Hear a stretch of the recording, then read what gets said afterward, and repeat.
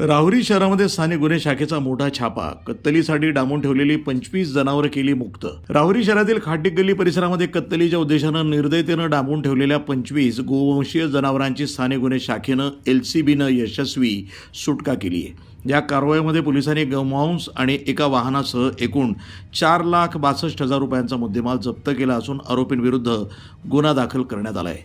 गुप्त बातमीदाराकडून मिळालेली माहिती.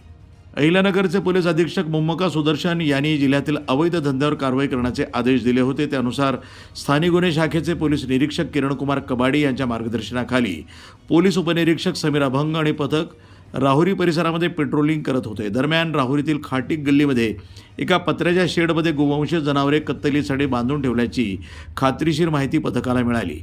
माहिती मिळताच पथकानं खाटीक गल्लीतील संबंधित ठिकाणी छापा टाकला. यावेळी त्या ठिकाणी 25 गोवंशीय जनावरे चारा पाण्याविना अत्यंत निर्दयतेनं बांधून ठेवल्याचं आढळून आलं. पोलिसांनी तात्काळ या सर्व जनावरांची सुटका केली.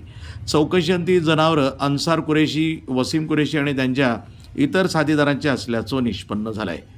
या प्रकरणी आरोपींविरुद्ध राहुरी पोलीस ठाण्यामध्ये भारतीय न्याय संहिता 2023चे कलम 271, 325, 3.5, महाराष्ट्र प्राणी संरक्षण अधिनियम आणि प्राण्यांना निर्दयतेनं वागवण्यास प्रतिबंध करण्याच्या कायद्यानुसार गुन्हा दाखल करण्यात आला आहे. ही कारवाई पोलीस अधीक्षक मुम्मका सुदर्शन यांच्या आदेशाखाली पोलीस उपनिरीक्षक समीर अभंग, पोलीस अंमलदार लक्ष्मण खोकले, राहुल द्वारके, भीमराज खरसे आणि चालक चंद्रकांत कुसळकर यांच्या पथकानं केली आहे.